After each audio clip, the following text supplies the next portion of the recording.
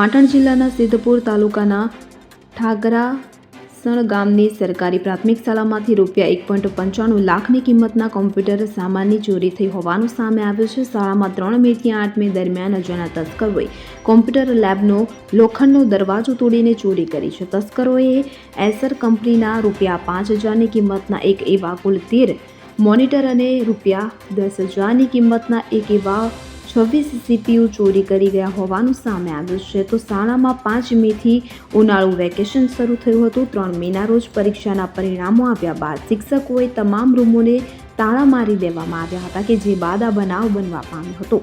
8 મેના રોજ ગામના સરપંચ ઉત્તમ પટેલે શાળાની બિલ્ડિંગની પાછળના રૂમનું તાળું તૂટેલું જોયું હતું કે જેને લઈ આચાર્ય દિનેશ ચૌધરીને આ મામલે જાણ કરતા તેઓ શાળા વ્યવસ્થાપક સમિતિના સભ્યો સાથે તપાસ કરવા પહોંચ્યા હતા। ત્યારે શાળામાં કુલ 15 કોમ્પ્યુટરમાંથી 13 ગાયબ હોવાનું જોવા મળી આવ્યું।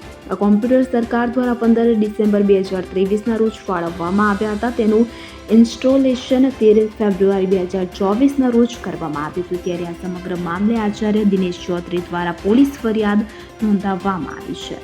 Bureau report CN24 news.